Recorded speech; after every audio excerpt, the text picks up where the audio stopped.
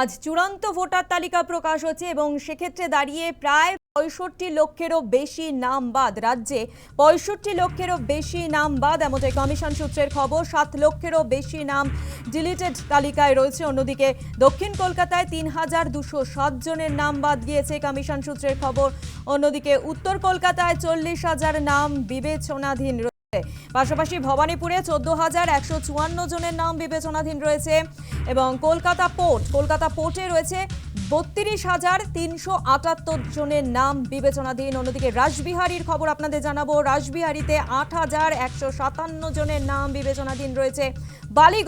বালিগঞ্জে ২৩,৯৬৮ জনের নাম বিবেচনাধীন রয়েছে। অত্যন্ত গুরুত্বপূর্ণ ভবানীপুর বিধানসভা কেন্দ্র, ভবানীপুর যেটা মুখ্যমন্ত্রীর নিজস্ব বিধানসভা কেন্দ্র, সেখানেও কিন্তু ১৪,১৫৪ জনের নাম বিবেচনাধীন রয়েছে। পাশাপাশি আপনাদের জেলার খবর, জেলাও কিন্তু বাঁকুড়া জেলার ক্ষেত্রে যেটা ১,৩৫,০০০ নাম বাদ, এমনটাই কিন্তু কমিশন সূত্রের খবর। অন্যদিকে নদিয়ায় ২,৭৬,০০০ নাম বাদ, কমিশন সূত্রের খবর। কোচবিহার উত্তরে ২৪,০০০ নাম বিবেচনাধীন রয়েছে। কোচবিহার দক্ষিণে ২৭,০০০ নাম বিবেচনাধীন রয়েছে। রাজ্যে ৬৫ লক্ষেরও বেশি নাম বাদ, কমিশন সূত্রের খবর। ৭ লক্ষেরও বেশি নাম ডিলিটেড তালিকায় রয়েছে। আপনাদের এবার শোনাবো বিএলও ঐক্যমঞ্চের সম্পাদক স্বপন মণ্ডল, তিনি কি বলছেন।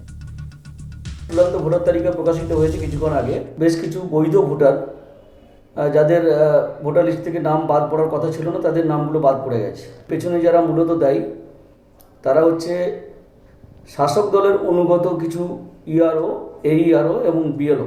পরিষ্কার করে কথা বললে যে এর পেছনে শাসক দলের মদত আছে এবং ইচ্ছাকৃতভাবে বৈধ ভোটারকে বাদ দিয়ে তালিকা থেকে পরবর্তীকালে তাদেরকে নিয়ে আন্দোলন করা, তাদেরকে নিয়ে নির্বাচন কমিশনে যাওয়া এবং ভবিষ্যতে হয়তো তাদের নামটা আবার তালিকাতে যুক্ত হবে এবং এটা দেখানো যে দেখো আমরা লড়াই করেই তোমার নামটা কিন্তু ভোটার তালিকায় রেখে দিলাম।